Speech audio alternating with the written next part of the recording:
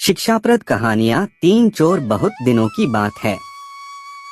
किसी शहर में रमन, घीसा और राका तीन चोर रहते थे। तीनों को थोड़ा थोड़ा विद्या का ज्ञान था। तीनों चोरों को विद्या का ज्ञान प्राप्त होने के कारण बहुत घमंड था। विद्या द्वारा तीनों चोर शहर में बड़े बड़े लोहे की तिजोरियों को तोड़ देते थे और बैंकों को लूट लिया करते थे।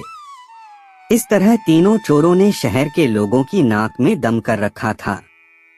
एक बार तीनों चोरों ने एक बड़े बैंक में डकैती करके सारा माल उड़ा दिया। तब पुलिस को खबर हुई तो तीनों चोरों को पकड़ने के लिए तलाश करने लगी, मगर तीनों चोर पास ही के एक घने जंगल में भाग गए। तीनों चोरों ने देखा कि जंगल में बहुत सी हड्डियां बिखरी पड़ी हैं। रमन ने अनुमान लगाकर कहा, ये तो किसी शेर की हड्डियां हैं।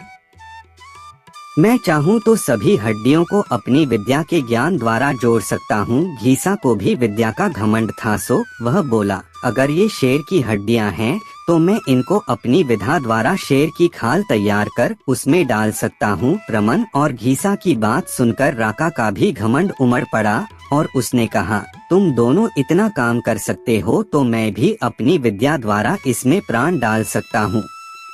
तीनों चोर अपनी विद्या का प्रयोग करने लगे। कुछ देर बाद रमन ने सारी हड्डियों को जोड़ दिया और घीसा ने शेर की हुबहू जान डाल दी। थोड़ी देर में तीनों चोर सामने एक जीवित भयानक शेर को देखकर थर-थर कांपने लगे, मगर शेर के पेट में तो एक दाना नहीं था।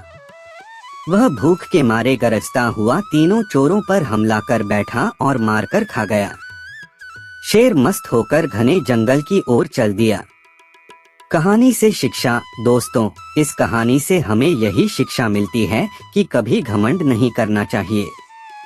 घमंडी को हमेशा दुख का ही सामना करना पड़ता है।